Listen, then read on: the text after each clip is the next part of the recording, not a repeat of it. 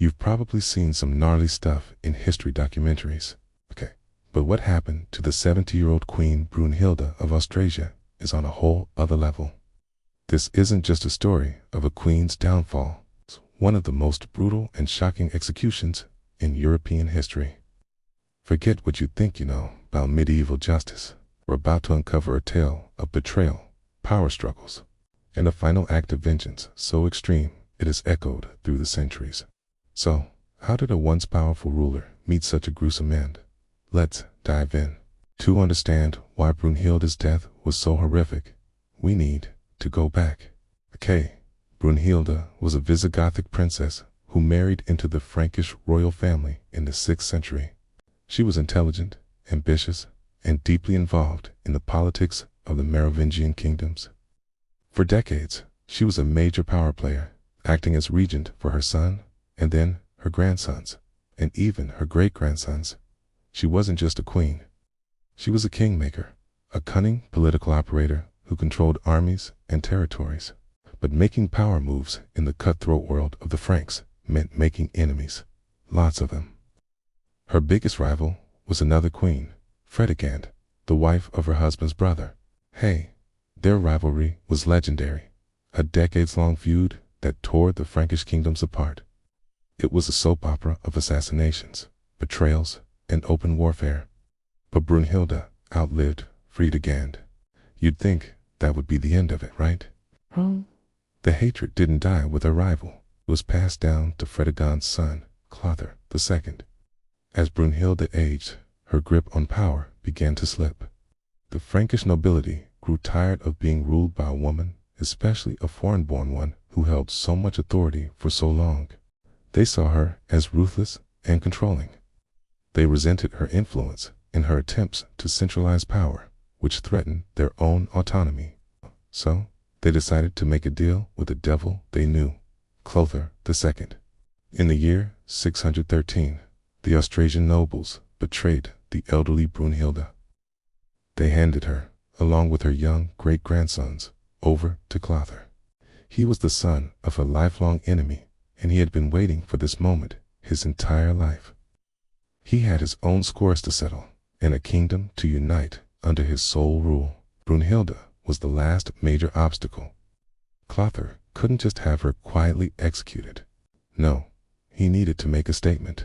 He needed to utterly destroy her reputation and legacy, and use her death as a terrifying warning to anyone who might oppose him. This is where the story takes its darkest turn.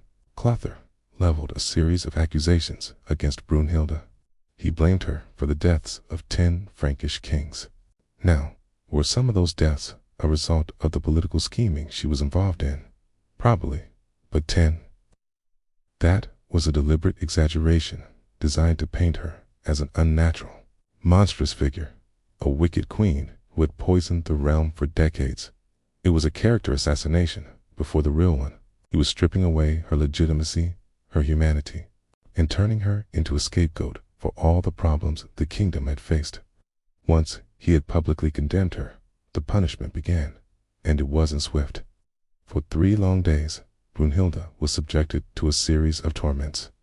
Ancient sources describe different forms of torture, each designed to humiliate and break the once mighty queen. Some accounts say she was paraded through the army camp on a camel, a deliberate act to mock her and show her powerlessness. Imagine this elderly woman who had ruled kingdoms being made a spectacle of public ridicule. The psychological torment must have been as agonizing as the physical pain.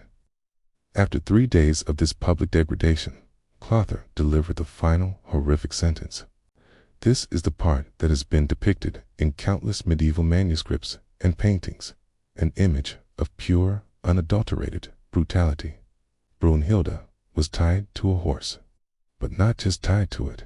The ropes were fastened to her hair, one arm, and one leg. The horse was then spurred into a wild frenzy. It was an execution method known as tearing apart, or dismemberment by horse.